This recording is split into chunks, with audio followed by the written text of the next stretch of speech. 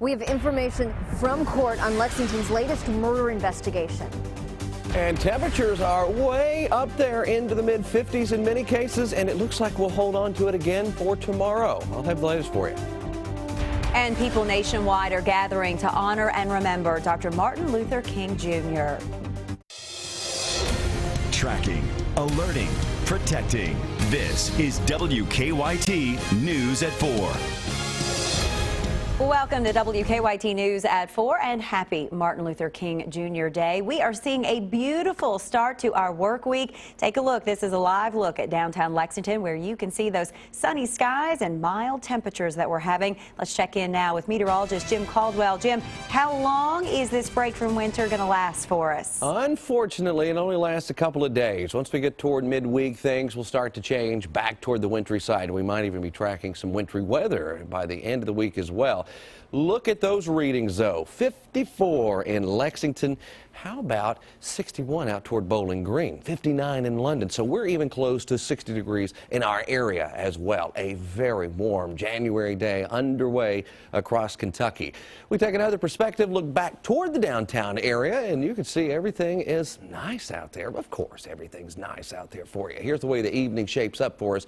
What will happen once we start to lose that sunshine, our temperatures will drop pretty quickly. We're around 40 degrees, maybe a little bit warmer for some of you, but a nice evening. Mostly clear at 9, temperature around 38, and then 35 degrees and what I'm going to call a light chill in the air by that point. Defender is on the clear side and will remain that way at least until Wednesday. That's our next chance to at least see a few showers. And I'll track those into the area coming up for you here in just a few minutes. All right, Jim, thanks so much. We are learning more about the victim of Lexington's first murder of the year. Police say Matthew Donahue stabbed his boyfriend, 40-year-old Todd Schumacher, to death in a home on Lamont Drive off Clays Mill Road last night. WKYT's Kristen Kennedy has reaction from neighbors. It's our top story at 4. Matthew Donahue is expected to appear in court for an arraignment tomorrow afternoon. He is charged with murder. Lexington police say last night Donahue stabbed boyfriend Todd Schumacher multiple times inside their home on Lamont Drive. Schumacher died at the home. Crews took Donahue to the hospital for injuries, then took him to jail. He is charged with murder. Neighbors say what happened last night is not normal for this area. Many described it as a very quiet street. It's kind of scary, but, you know, it happens everywhere. There's never been any trouble on this street or in this neighborhood. Everybody used to know everybody and get along, and just how much the world's changed. We requested an interview with Donahue from jail, but workers there tell us he is not mentally stable enough to talk to anyone.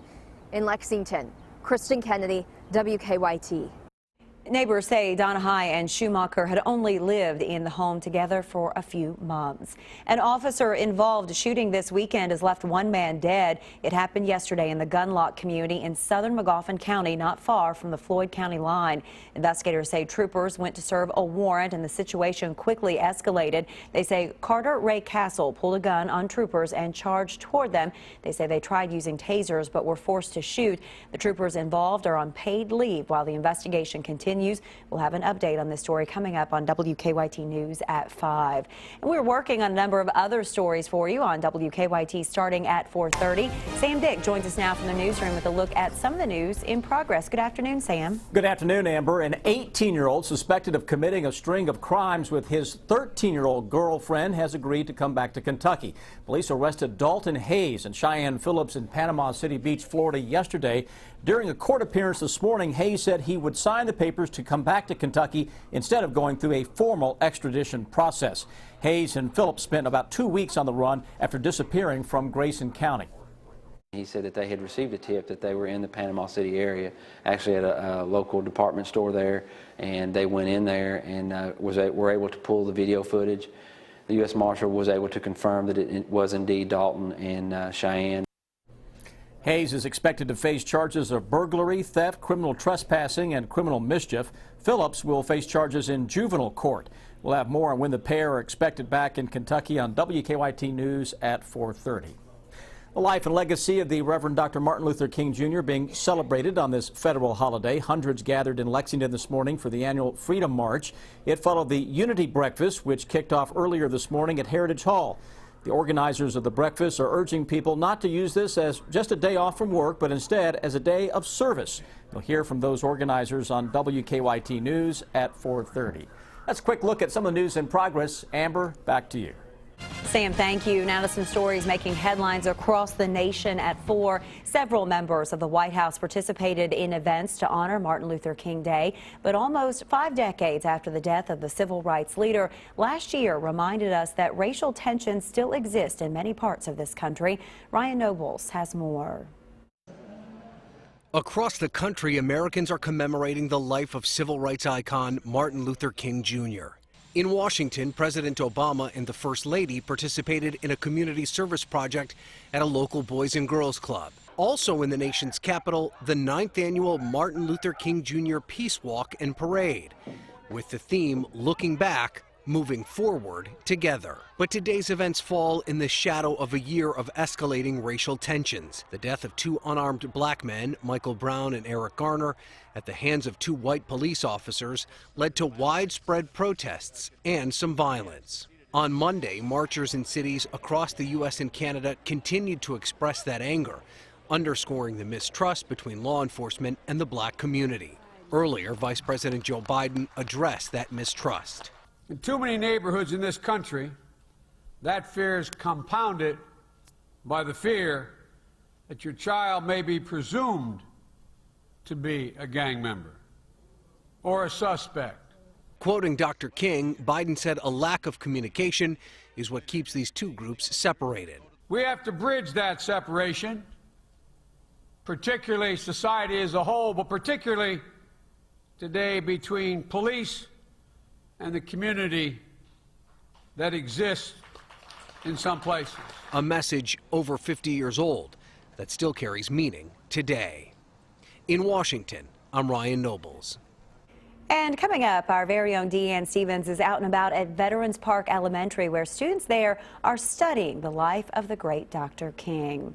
President Obama is getting ready to deliver his State of the Union address before a joint session of Congress. Tomorrow, the president will lay out his administration's priorities for the year. Among them, a proposal for new taxes on the wealthiest Americans that would fund new tax credits to help the middle class. The president's plans are likely to be challenged by the Republican-led Congress.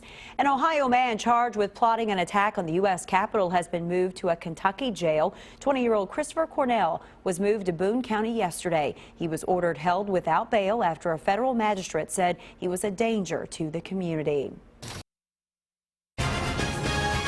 Follow WKYT online at WKYT.com. Join the conversation on Twitter and become a part of the WKYT Facebook family.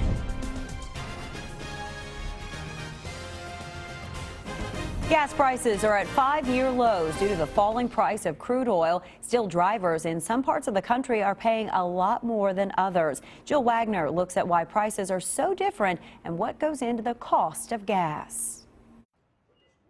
Recent college graduate Lean Ariel Bertou says every time she fills up her gas tank lately, it costs less.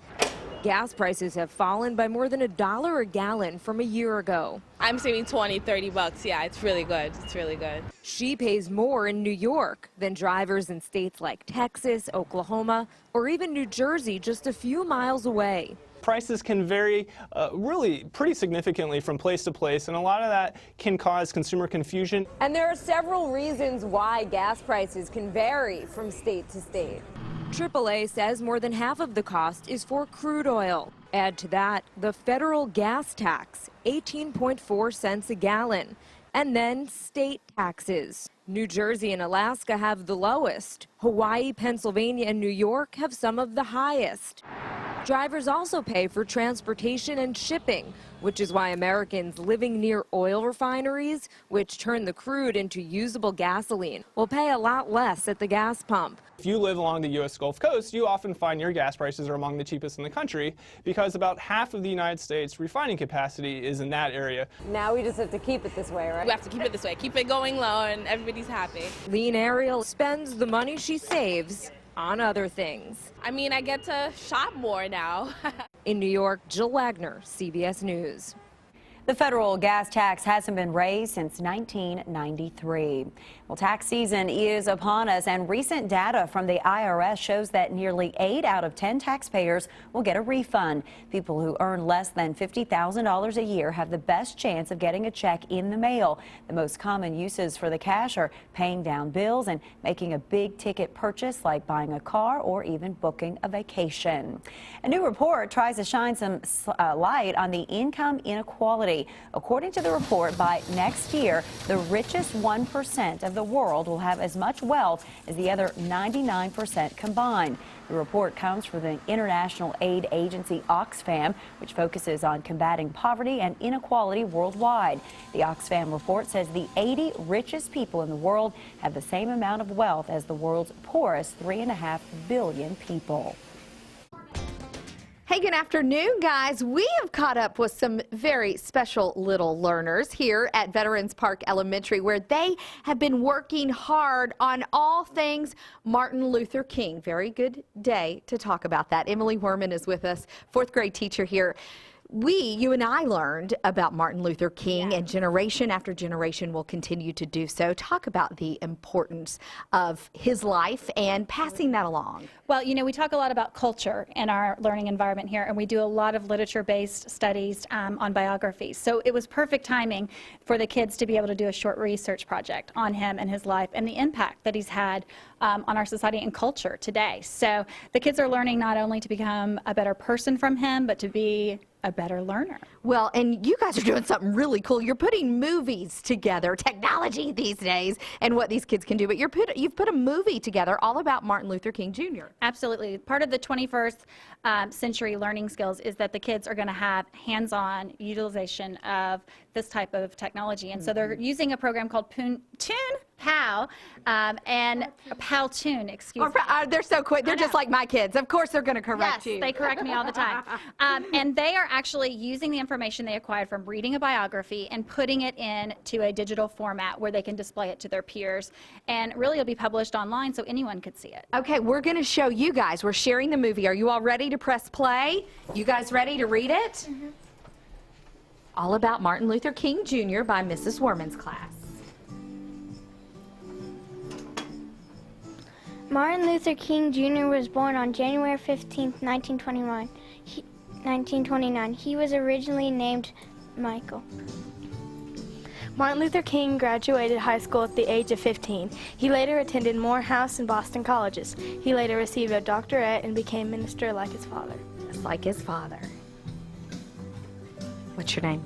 Janae. Janae, are you ready to read the next part of the movie? We stretched it out a little, and now we got fast readers.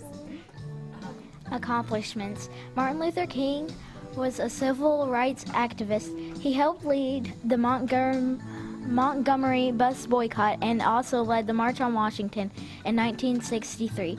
250,000 people joined him on that. That's right. Martin Luther King Jr. was awarded the Nobel Peace Prize in 1964. He was the youngest African American to get this honor. He was also voted Time Magazine's Man of the Year. He was killed in 1968 in Memphis, Tennessee. All right, very cool thing that they've done here in this 4th grade classroom. Give yourselves a hand on that movie. Now, coming up at 4:50, something else very unique that they've done with the I Have a Dream speech. We'll have more on that from Veterans Park Elementary. I'm Deanne Stevens, out and about. Say bye.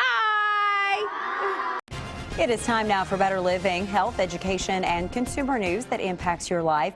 New data from researchers in California indicates that parents who refuse vaccines for their children tend to live in the same geographic area. Some doctors are concerned that measles and whooping cough diseases, once eradicated in the U.S., now appear to be on the upswing. A national report on adolescence and sleep says teenagers who have trouble falling and staying asleep may be more prone to binge drinking, substance abuse, and risk risky sexual behavior later on.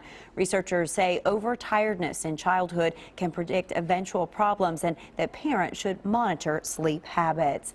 And a new study suggests it may be time to serve children and teenagers less pizza.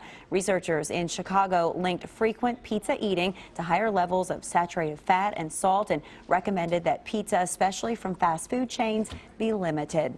For more health, education, and consumer news, log on to WKYT.com and click on Better Living.